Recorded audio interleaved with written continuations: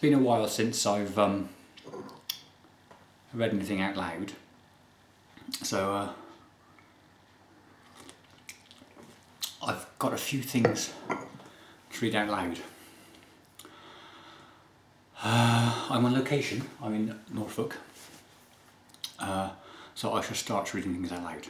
The first thing I've got to read out loud is how did the sandwich get its name? I did some research and this is what I found.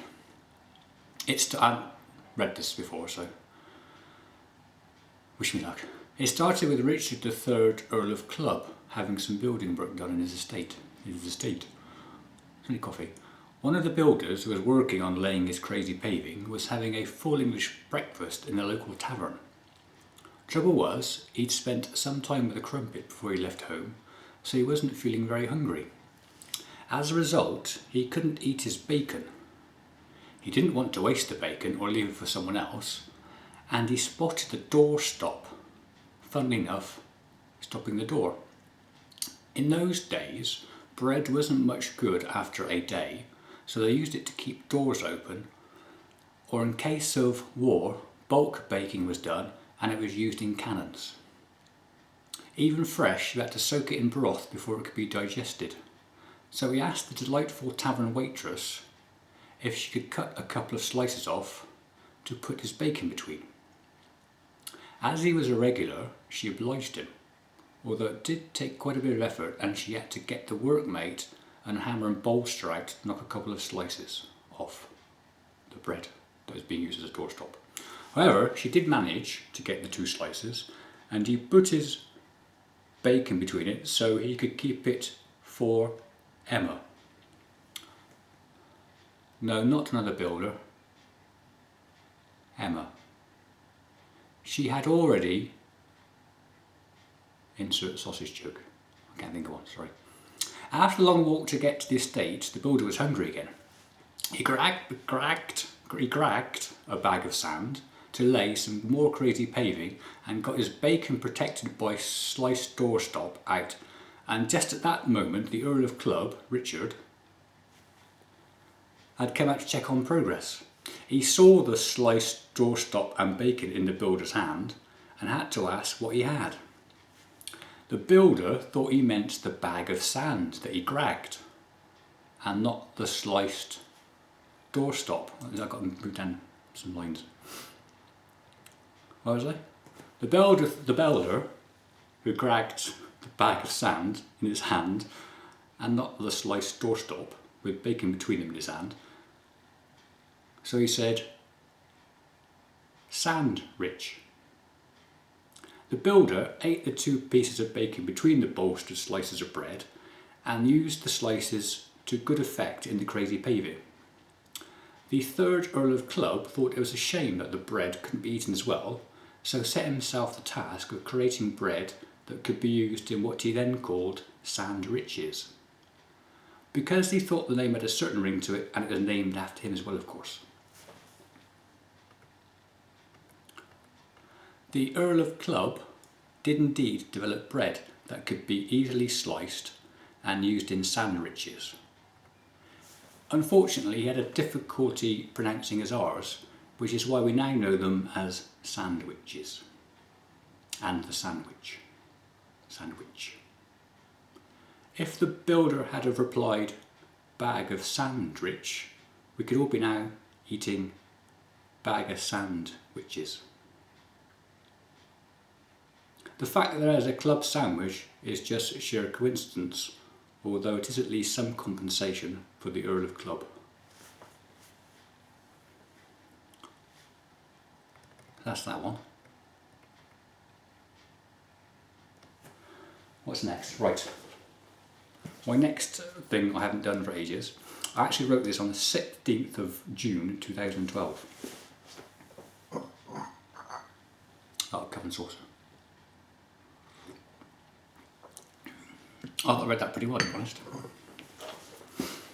16th of June 2012, I wrote to Georgie Twigg of England hockey bronze medal winning Olympic team fame, and I wrote because I was supposed to go to watch them play and I I didn't. So I thought I'd write to her instead. And I wrote, I thought I would write to you as you came to my notice when I started watching the GB women hockey play on telly. I suppose I picked you out because you are one of the most attractive members of the squad, and I have a dick. It definitely pays to advertise. I'm writing to you for 2 reasons, or more if I get carried away writing. Inspired by your exploits, I myself had a go at hockey. I had tried at school, although preferred football. Well, it didn't go very well. I took too many divots, even on the AstroTurf pitch, which probably proves I am a frustrated non-playing golfer. I switched to playing baseball because that meant I didn't have to hit the ball off the ground with a baseball bat as opposed to hockey stick. In spite of my best efforts, and believe me, I have tried, I still haven't managed to lose the 2 hockey balls I bought.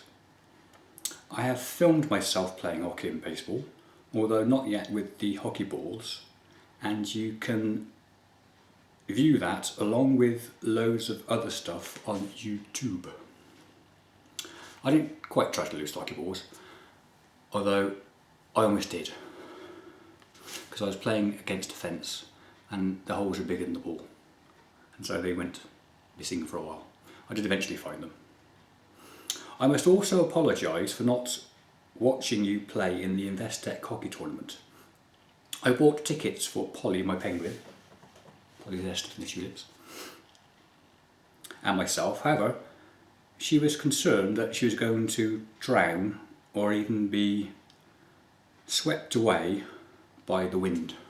It was a particularly awful weather when they had their tournament, so we decided we'd stay at home and watch it on telly. So we stayed home because, of course, you were actually on Sky Sports. I didn't actually know that until nearer the time.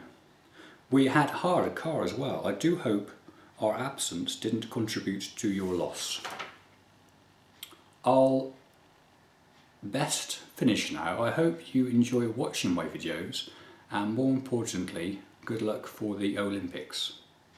This was written before the Olympics, obviously. Love, Richard St. Cunts Salisbury.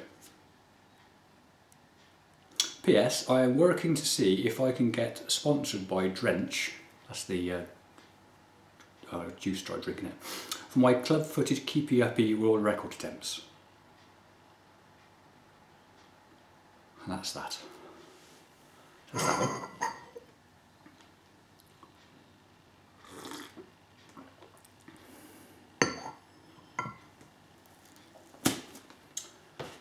Now I'm going to revert to here again, the computer, which you can't see.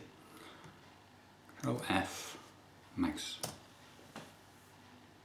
Now this is quite complicated, and I haven't read this for a while either, and I've got to change it in my head as well.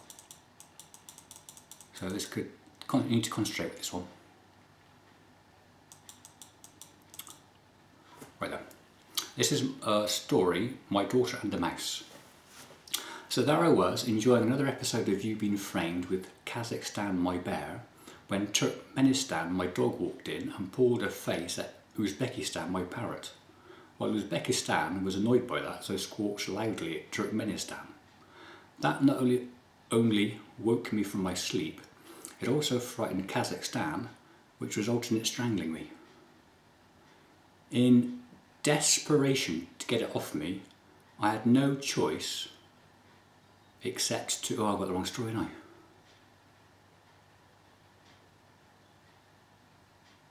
Oh, that's right, yeah. Ignore me again. I also frightened Kazakhstan, which resulted in it strangling me. In desperation, I had to concentrate. In desperation to get it off me, I had no choice except to feed Kazakhstan with my daughter's pet mouse, Azerbaijan. Otherwise, I was going to buy it. I might even have died. She was on a sleepover at a friend's, and I was meant to get some more food for Kazakhstan early in the day. However, I got distracted, getting emotional and crying, watching reruns of biathlon shooting and skiing. Why is it Miriam Goosner always misses on the last standing shoot? Why does she miss? And all of a sudden she misses. So, in fact, I've taken to calling her the missus now. I had to get tissues out to avoid making a mess because I was crying so much watching her. I went to Pet's Corner to get a replacement goldfish, however they didn't have any live ones, so I had to get a frozen mouse instead and hope I could think of a decent story to convince her that it was Azerbaijan. When she returned, my daughter questioned me. She said, "Dad," that's how she speaks, "why is there a mouse," I can't think of a voice for her, "why is there a mouse flouting bathing restrictions, no, floating in my goldfish bowl and a mouse shape in Kazakhstan the bear's neck?" "Oh," I said, "the heating went off last night and Azerbaijan you're moused. Most have succumbed to the cold. I put it in the fish tank to defrost it and was going to attempt to give it the kiss of life later. I'd made an origami mouse and Kazakhstan the bear ate it thinking it was her tea. See, it was such a good origami mouse that I made that she thought was real and tried to eat it. It took me ages to do that mouse as well. I'm not sure I could do it again. She's having trouble swallowing it though. Your guinea pig's okay?" She immediately saw through my rules, of course, because she knows my paper aeroplanes always nosedive. As for making an origami mouse, well, no chance. Blasts, I thought to myself. What I should have done was pushed a couple of bars across on Azerbaijan's cage and then blamed Tajikistan the cat instead. To make it up to her, I got her, or allowed her, to invite some of her friends from school, girlfriends, and we had some baked beans on toast for tea. She does love baked beans on toast. Mind you, she has to, as it's all I'm good at cooking. In case you're wondering, all my pets are named after Asian states that were previously part of the Soviet Union. So that's that. I think I got to that, didn't I?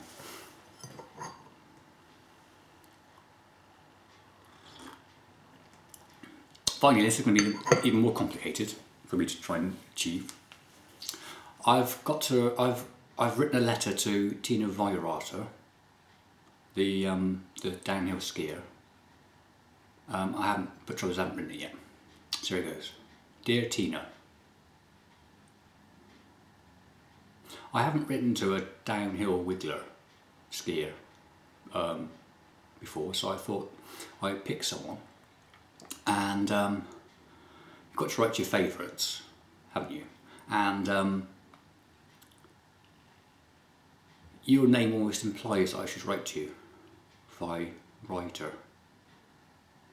So I thought I'd choose you. To be honest, most of the downhill wiggling skiers, ladies, are my favourites. However, you're one of my special favourites. You've got to have your favourites. I've only started really watching, I suppose, in a concentrated fashion over the last couple of years with Eurosport showing the races live, and it's only probably the last race I finally got to grips with the different events. Now, you can correct me if I'm wrong, and it'd be good if you did, but I think, as far as I know, downhill skiing is fast, not much wiggling. Giant slalom is, Super G, I think that's next. See, I'm confusing myself already. Super G is not as fast because there's more wiggling than downhill. Then there's giant slalom. Now I think that's slower than Super G because there's even more wiggling. And then there's slalom, which is downhill again, of course, and that's mostly wiggling. So I think I've got that right now. Excuse me, coffee.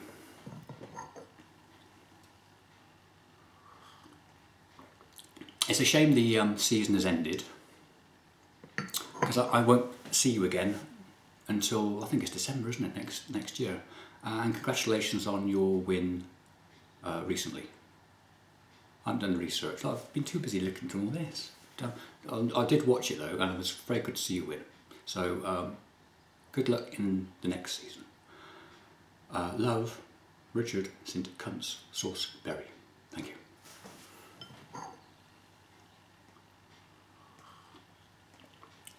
I was going to write it down, but I forgot to bring my carbon paper, so never mind. I'll write it eventually.